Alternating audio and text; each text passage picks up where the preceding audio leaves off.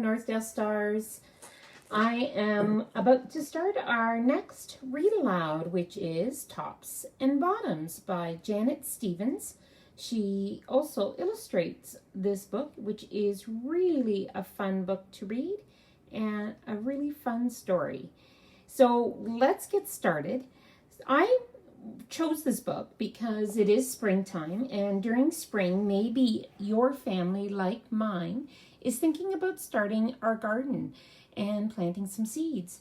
So I thought this would be the perfect book to talk about because it's all about what you're going to put in your vegetable garden.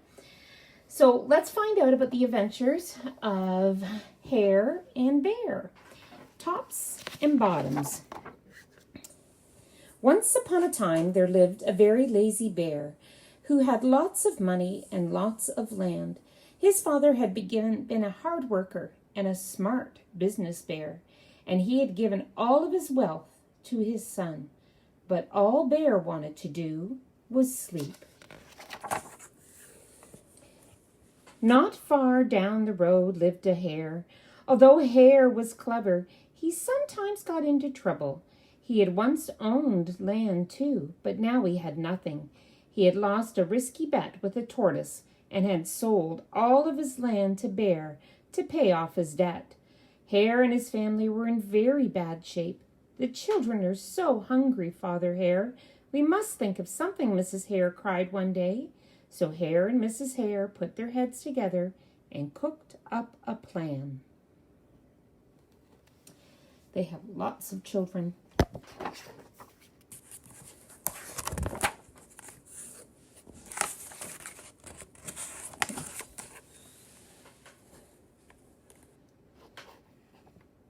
The next day, Hare hopped down the road to Bear's house. Bear, of course, was asleep. "Hello, Bear." "Wake up, it's your neighbor, Hare, and I have an idea." Bear opened one eye and grunted. We can be business partners," Hare said. "All we need is this field right here in front of your house. I'll do the hard work of planting and harvesting, and we can split the profit right down the middle. Yes, sir, Bear, we're in this together. I'll work, and you sleep." "Huh?" said Bear.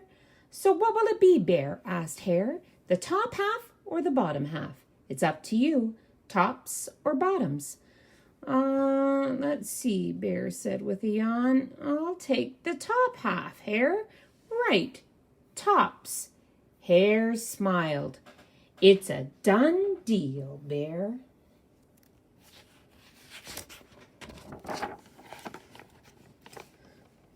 So Bear went back to sleep, and Hare and his family went to work. Hare planted, Mrs. Hare watered, and everyone weeded.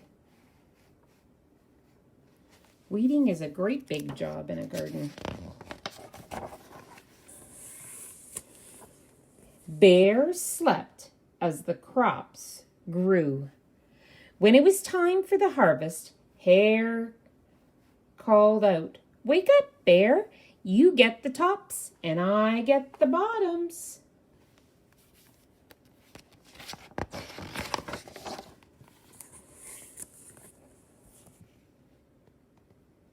Hare and his family dug up the carrots, the radishes, and the beets. Hare plucked off all the tops and tossed them into a pile for Bear and put the bottoms aside for himself. I wonder if Bear will think this is a good deal. I'll have to see when he wakes up. Bear stared at his pile. "But, Hare, all the best parts are in your half." "You chose the tops, Bear," Hare said. "Now, Hare, you've tricked me. You plant this field again, and this season, I want the bottoms." Well, Hare agreed. "It's a done deal, Bear."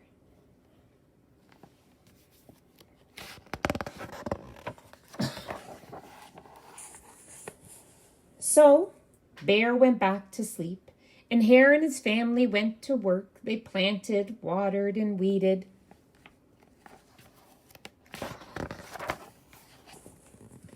Bear slept as the crops grew. When it was time for harvest, Hare called out, "Wake up, Bear! You get the bottoms, and I get the tops."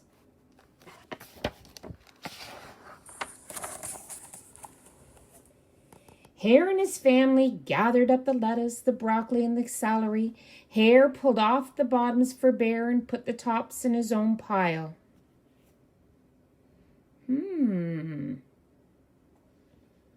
Look at the tops. I see lots of green. Bear looked at his pile and scowled. "Hare, you have cheated me again." "But Bear," Hare said, "you wanted the bottoms this time." Bear growled. "You plant this field again, Hare. You've tricked me twice, and you owe me one season of both tops and bottoms." "You're right, poor old Bear," sighed Hare. "It's only fair that you get both tops and bottoms this time. It's a done deal, Bear."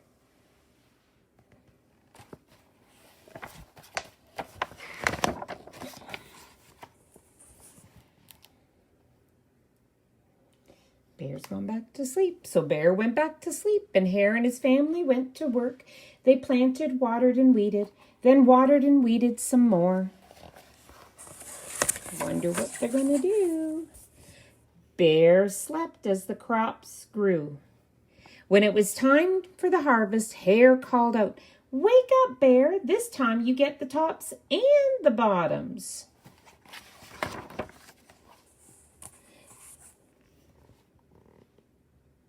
There, in front of Bear's house, lay a high pile of field corn. Hare and his family yanked up every corn stalk. Hare tugged off the roots at the bottom and the tassels at the top and put them collected in a pile of ears of corn in the middle and placed them in his own pile. Bear rubbed his eyes and watched. "See, Bear, you get the tops and the bottoms. I get the middles. Yes, sir, Bear, it's a done deal."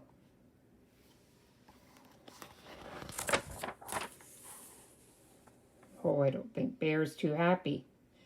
He's got the bunny by the tail, per Hare. By now, Bear was wide awake. "That's it, Hare," he hollered. "From now on, I'll plant my own crops and take the tops, bottoms, and middles." Hare and his family scooped up the corn and hopped down the road towards home.